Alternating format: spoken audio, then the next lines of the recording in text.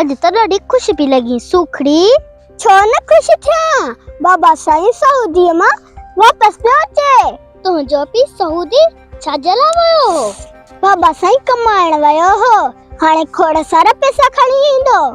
पो कमाइण जे लाइ एतिरो परे छा ला वियो हो? हिन मुल्क में छॾियो छा थवे जो असां जहिड़ा गरीब कमाइन खाई त भात करे छॾियो थवे।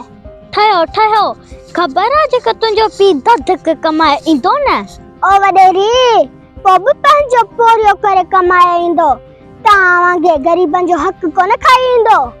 ठहियो ठहियो, घणो मथो न आण, हाणे हले था। पा सऊदी में मज़ो हो। केड़ो मज़ो बाबा? मिड़ी तहां बचन जे करे था परदेस कमाई। पैसा त खोड़ सारा कमाए आया हूंदो।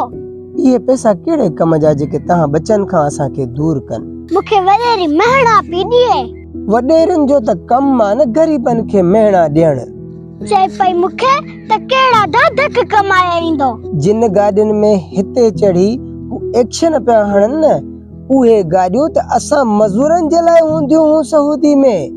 हाँ पप्पा, पो हिकड़ी काहे बि कोन आहे। तू भी एक्शन हणंदी छा वडेरिन वांगे? पप्पा वॾेरी मुंह में पइजी वई, हाणे अल्लाह खैर करे। ये तुंहिंजो पी जेको सऊदी मां आयो आहे, अका न त साॻा ई अथसि। न्याणिन के मथो ढकण घुर्जे अम्मा। तुंहिंजी या मजाल जो तू पंहिंजे गुरबत वारे हथनि सां मूंखे टच करे। वॾेरी, तोखे ये मुंहिंजे बाबा सां ॻाल्हाइण जो को बि हक़ न आहे। न बाबा, जाहिल वडेरिन सां जहालत न कबी। जैसे हिन खे सबक त सेखारबो, तैसे ही न सुधरंदा। बोले बसर जी पिती बि सबक थी सेखारे, पहिरियां पंहिंजो नासूत साफ़ कर सीखरी। अम्मा सिंधु केॾां पई वञी? बाबा ते ही आया, अचां थी। अॼु त फूकड़ी फूक जा पई अचे, छा थियो अथसि? कल छा पे चई मुंहिंजे पीउ खे सुखड़ी?